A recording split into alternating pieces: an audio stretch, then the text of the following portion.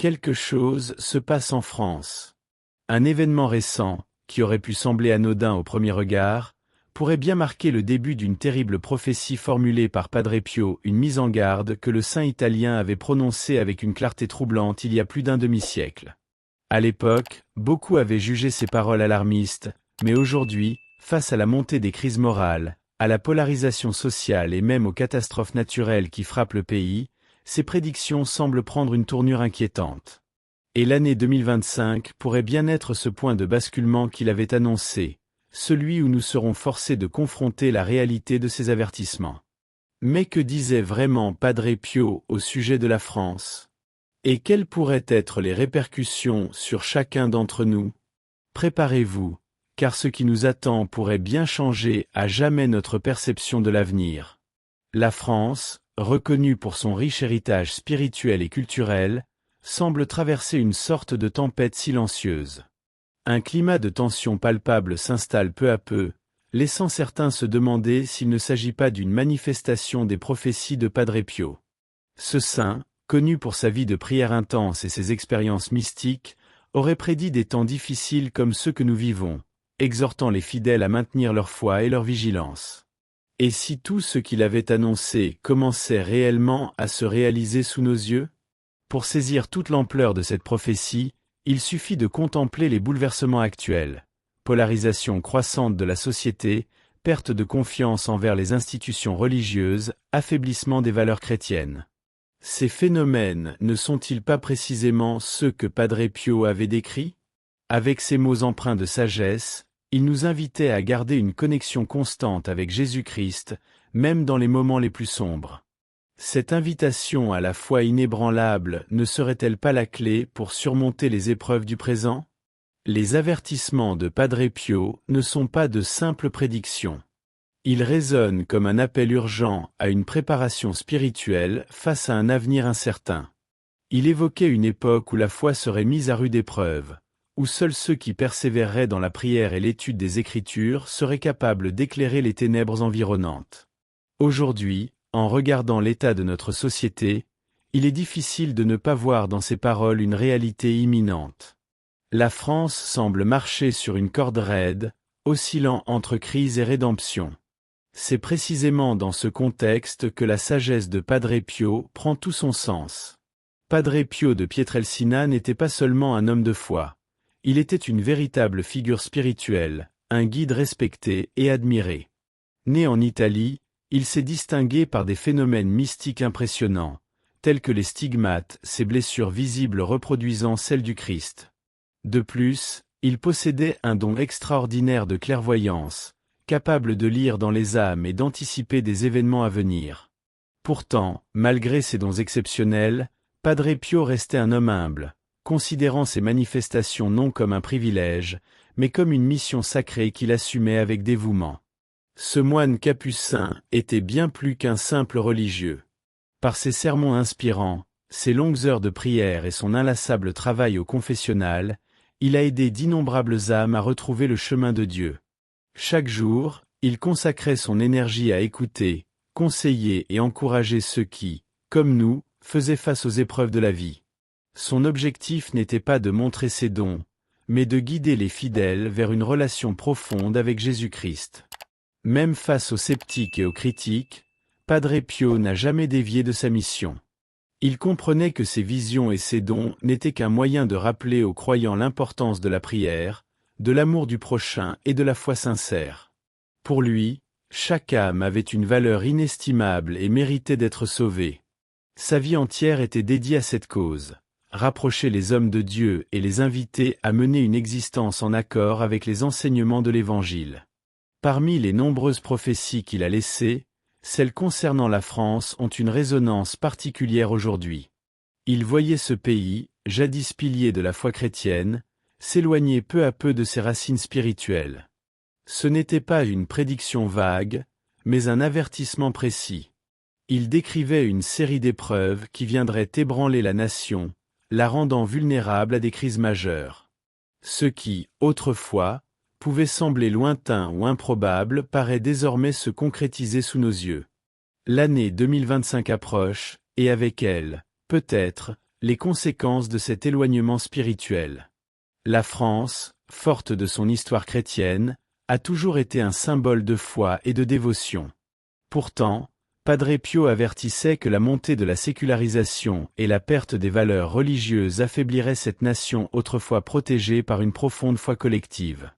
Ce processus de déclin spirituel, selon lui, pourrait entraîner des crises multiformes, morales, économiques et même climatiques. Que faire alors face à cette situation? Comment éviter que les prédictions de Padre Pio ne deviennent réalité? La réponse se trouve dans ses enseignements. Revenir à une foi sincère, nourrie par la prière et la méditation des Écritures. Padre Pio insistait toujours sur la nécessité d'une préparation spirituelle, non pas comme un simple rituel, mais comme une arme contre les épreuves à venir. Il recommandait la prière quotidienne, en particulier le chapelet, et la lecture de la Bible comme moyen de fortifier l'âme. Car dans un monde en perte de repères, seule une foi vivante peut offrir un ancrage solide face aux tempêtes. Alors, sommes-nous prêts à relever ce défi? Allons-nous entendre cet appel à la conversion et à la prière, ou continuerons-nous à ignorer les signes? Padre Pio nous exhorte à agir, à raviver la flamme de notre foi et à devenir des phares d'espérance dans une époque troublée.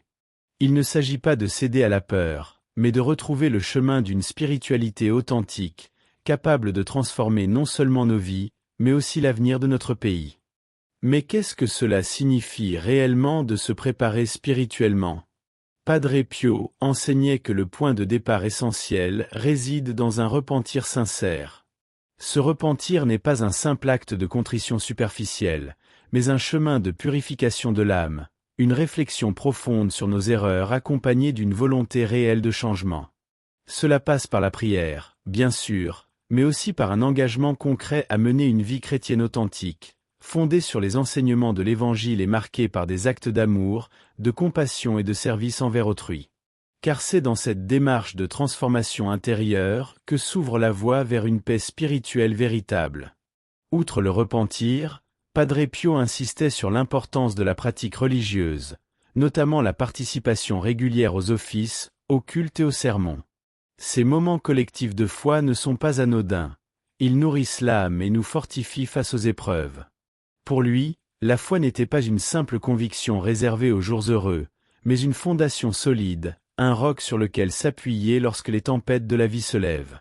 Se préparer spirituellement, c'est donc construire et entretenir ce lien avec l'Église et avec Dieu, un lien qui devient une source de courage et de persévérance dans les moments les plus sombres.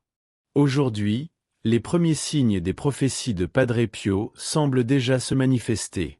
La France, comme il l'avait prédit, n'est pas épargnée. La société traverse une période de tension croissante, marquée par des divisions idéologiques de plus en plus prononcées. Le manque de dialogue, la montée des intolérances entre différents groupes politiques et religieux instaure une atmosphère pesante, symptomatique de cet éloignement progressif de la foi et de la spiritualité. N'est-ce pas ce que la Bible elle-même nous avait annoncé? Elle avertit que des temps difficiles viendraient lorsque les hommes s'éloigneraient de la lumière de l'Évangile, et cette prophétie semble se réaliser sous nos yeux.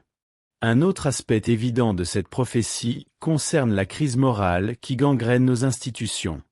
La corruption, les scandales et la perte de valeurs chrétiennes affaiblissent la confiance en l'autorité et érodent les fondements éthiques de la vie publique.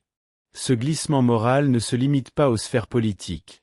Il touche également le quotidien de chacun, nourrissant le cynisme, la méfiance et l'indifférence envers le prochain. Padre Pio avait prévenu que lorsque les sociétés s'éloigneraient de Dieu, elles s'exposeraient à des conséquences graves, parfois difficiles à surmonter. Et cette décadence morale, nous la constatons aujourd'hui dans bien des aspects de notre vie sociale. Par ailleurs, les catastrophes naturelles, de plus en plus fréquentes et violentes, constituent un autre signal d'alarme. La France, comme tant d'autres pays, subit les effets de bouleversements climatiques extrêmes. Tempêtes, inondations, épisodes de sécheresse, tout semble s'intensifier. Padre Pio disait que les désordres de la nature reflétaient souvent les désordres spirituels de l'humanité. N'y a-t-il pas la matière à réflexion? Lorsque l'homme perturbe l'harmonie spirituelle, Il en résulte un déséquilibre global qui affecte aussi bien le monde intérieur que le monde extérieur. C'est pourquoi, face à ces dérèglements, le retour à une foi sincère et agissante apparaît comme une nécessité. Alors que l'année 2025 approche, de nombreux observateurs perçoivent cette date comme un point de bascule. Selon les prophéties de Padre Pio, cette période pourrait marquer le début d'une grande épreuve spirituelle pour la France et pour le monde. Ce ne sera pas une simple crise matérielle, mais un véritable affrontement entre des forces sociales et spirituelles. Comment la société réagira-t-elle? Cette réponse déterminera son avenir. Ce qui est certain, c'est que la foi jouera un rôle central dans cette bataille à venir, et que ceux qui seront spirituellement préparés auront une meilleure capacité à traverser les épreuves. Pour beaucoup, 2025 pourrait sembler être une année comme une autre, mais pour ceux qui prêtent attention aux signes, elle s'annonce comme une période charnière. Padre Pio, dans sa grande sagesse, invitait à réfléchir aux moments historiques marquants, ces instants où l'humanité doit choisir sa voie, celle de la lumière ou celle de l'ombre. La question qui se pose est donc la suivante. Sommes-nous prêts à relever ce défi? Avons-nous la foi nécessaire pour affronter les tribulations à venir et pour nous engager dans une transformation intérieure véritable? Cette période est aussi une occasion unique de revenir à nos racines spirituelles. En tant qu'individu, mais aussi en tant que communauté, il est vital de retrouver le chemin de la prière, de redécouvrir la puissance de la parole de Dieu et de renforcer notre lien avec l'Église. Padre Pio rappelait souvent que la foi n'est pas un refuge passif, mais une force vive, un moteur de changement et d'espérance. L'année 2025 pourrait être plus qu'un simple passage dans le calendrier. Elle pourrait devenir un appel collectif à une renaissance spirituelle. Enfin, en contemplant les prophéties de Padre Pio, il est impossible de ne pas établir de parallèle avec d'autres avertissements donnés dans le passé. Notre-Dame de Fatima, Dom Bosco, tous ces messagers ont insisté sur l'importance de la conversion, de la prière et de l'engagement spirituel. Le message de Fatima, tout comme celui de Padre Pio, mettait en avant la nécessité de se purifier et de se tourner vers Dieu pour éviter les malheurs annoncés. Quant à Dom Bosco, il parlait d'une grande bataille spirituelle à venir, une lutte entre le bien et le mal où la jeunesse jouerait un rôle clé. Alors, face à ces avertissements et à ces appels répétés, que ferons-nous? Ignorerons-nous les signes, ou choisirons-nous de répondre à cet appel pressant? Une chose est sûre, l'avenir spirituel de la France et du monde repose entre nos mains. Que chacun, à sa manière, prenne la décision de se préparer, car, comme Padre Pio le disait si bien, avec la prière et la foi, tout devient possible. Padre Pio, avec sa profonde expérience spirituelle, nous a toujours exhortés à fortifier notre foi et à transmettre aux jeunes générations les valeurs chrétiennes, indispensables pour affronter les épreuves avec courage et détermination. Ces prophéties, qu'il partageait avec une sagesse remarquable, convergent toutes vers un point essentiel, la foi comme fondement de toute résistance face aux défis. Que ce soit les paroles de Notre-Dame de Fatima, les visions de Dom Bosco ou les prédictions de Padre Pio, toutes soulignent une certitude. Quels que soient les événements à venir, la clé de la survie spirituelle et matérielle réside dans une foi inébranlable en Dieu et un retour sincère aux principes de l'Évangile. La préparation spirituelle devient ainsi notre meilleur rempart contre les adversités, tandis que l'action de foi nous conduit au triomphe. Et vous, qu'avez-vous mis en place pour vous préparer à ces temps difficiles? L'Église catholique, consciente de la portée spirituelle des dons de Padre Pio, adopte néanmoins une attitude prudente face aux prophéties qu'il aurait laissées. Si de nombreux fidèles considèrent ces prédictions comme inspirées divinement, l'Église préfère recentrer l'attention sur le message fondamental de sa vie, vivre une foi authentique, ancrée dans la prière, la dévotion et la confiance en Dieu. Ce n'est pas une question d'alimenter la crainte ou un quelconque sensationnalisme, mais bien de nous armer spirituellement, de nous rappeler que, quelle que soit la nature des défis à venir, la providence divine demeure notre refuge. Ainsi, la position officielle de l'Église sur ces prophéties est claire. L'essentiel est de s'attacher au Christ et de persévérer dans la foi active. Certes, les signes du temps peuvent nous interpeller, mais notre véritable préparation réside dans une pratique quotidienne de la parole de Dieu, par la méditation, la prière et les œuvres de charité. Les prophéties peuvent servir d'alerte, mais elles ne doivent jamais nous détourner de l'essence de l'Évangile, qui est notre guide infaillible pour traverser les épreuves spirituelles. Cela dit, prêter attention aux événements du monde avec discernement reste essentiel. L'Église invite toujours les croyants à lire les signes des temps à la lumière de la foi, à prier avec ferveur et à se tourner vers Dieu en toutes circonstances. Padre Pio, dans ses nombreux conseils, soulignait l'importance d'une foi vivante et d'une prière constante, affirmant que seule une vie tournée vers Dieu peut nous permettre de surmonter les obstacles. C'est par la prière, disait-il souvent, que nous trouverons la force de vaincre toute adversité. Même lorsqu'il évoquait des périodes de grandes difficultés, Padre Pio ne cessait de transmettre une vision d'espérance. Pour lui, les épreuves n'étaient pas des punitions, mais des opportunités de croissance spirituelle, des chemins de purification permettant à l'âme de se rapprocher de Dieu. Chaque difficulté surmontée était une occasion de fortifier sa foi et d'acquérir une nouvelle sagesse. C'est pourquoi, même face à l'adversité, il nous invitait à garder confiance en l'avenir, convaincus que la foi en Jésus-Christ et une dévotion sincère seraient nos meilleures armes pour triompher. Le message de Padre Pio est donc avant tout un appel à l'unité et à l'action. Il nous rappelle que la prière est une source de force inépuisable et que la véritable transformation du monde commence par celle de nos cœurs. La France, selon ses visions, est à un tournant crucial de son histoire, et son avenir spirituel dépend des choix de ses habitants. Il ne s'agit pas seulement d'un enjeu collectif, mais aussi d'une responsabilité individuelle. Si chacun d'entre nous décide de vivre pleinement sa foi, alors nous deviendrons des acteurs du changement et de la lumière dans un monde en quête de sens. Ce chemin de foi exige du courage. Padre Pio nous le rappelle, la foi est une force invincible qui peut transformer les plus grandes épreuves en opportunités de renouveau spirituel. Même lorsque tout semble sombre, la foi nous permet de continuer à avancer, avec l'assurance que Dieu marche à nos côtés. Il est donc temps d'agir, de renouveler notre engagement spirituel et de nous préparer intérieurement, sachant qu'avec Dieu, nous avons déjà la victoire. Les signes que nous observons aujourd'hui, les divisions sociales, la crise morale, les catastrophes naturelles sont autant de rappels des prophéties de Padre Pio. Il nous invite à une introspection sincère sur notre rôle dans cette transformation spirituelle nécessaire. Chacun de nous porte la responsabilité de répondre à cet appel. Allons-nous continuer sur le chemin de l'indifférence ou allons-nous choisir de revenir à la prière, au repentir et à une foi vivante, comme Padre Pio nous y encourageait? L'avenir de notre monde dépend des choix que nous faisons aujourd'hui. C'est maintenant que nous déterminons la direction que prendront les années à venir, non seulement sur le plan matériel, mais surtout spirituel. Que pouvons-nous faire, dès aujourd'hui, pour renforcer notre foi et contribuer à la restauration spirituelle de notre famille, de notre communauté, de notre pays?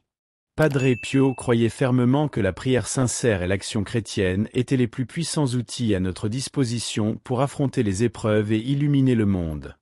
En méditant sur ces enseignements, gardons à l'esprit que la véritable action commence en nous. Plutôt que de craindre l'avenir, trouvons la force dans notre foi en Christ, dans notre lien avec l'Église et dans nos pratiques dévotionnelles quotidiennes. Si chacun de nous répond à cet appel, en unissant nos cœurs dans une même foi, alors la France, et le monde tout entier, pourront surmonter les défis à venir et émerger plus forts, plus unis et spirituellement renouvelés.